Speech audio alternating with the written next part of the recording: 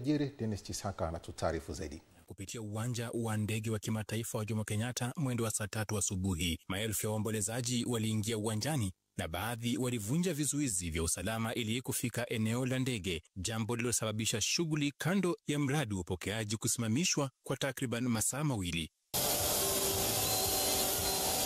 Awali kulikuwa na mpango mwili upelekwe katika chumba cha kuhifadhi maiti cha Lee na baadaye kufanyiwa heshima katika bunge la taifa, lakini ratiba hiyo ilibadilishwa haraka na shughuli ya kuonyesha mwili kwa umma ikahamishwa kwenda uwanja wa michezo wa Moi Kasarani.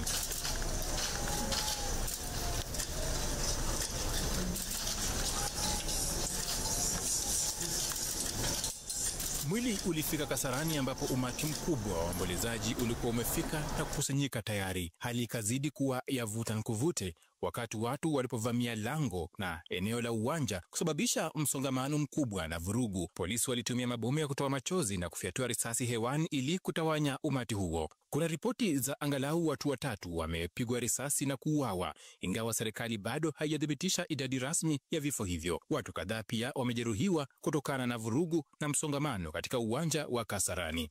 Katika kipindi hiki, shughuli za uchunguzi na ulinzi ziliimarishwa na wito umetolewa kwa waombolezaji kuwa watulivu na kuheshimu ratiba na taratibu za usalama. Baada ya vurugu hizo, wananchi waliruhusiwa kuona mwili wa hayati Raila Odinga. Hii ni baada ya viongozi wa serikali kutangulia kuuona mwili huo, lakini hadi wakati tunapokwenda hewani, wananchi bado walikuwa wanaendelea kuuona mwili huo katika uwanja wa kimataifa wa Kasarani.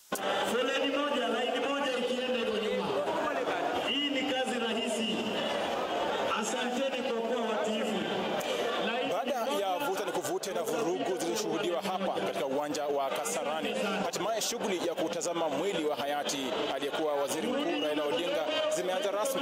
Rais William Ruto na mama Aida Odinga, mkewe Raila Odinga, walipewa nafasi ya kwanza ya kutazama mwili huo. Kwa sasa viongozi mashuhuri, wabunge, makatibu pamoja na mawaziri wanaotazama mwili huo kabla ya wananchi waliopanga foleni nyuma yangu kupata fursa ya kutazama mwili wa Raila Odinga. Kutoka Nairobi, Dennis Chisaka, EATV.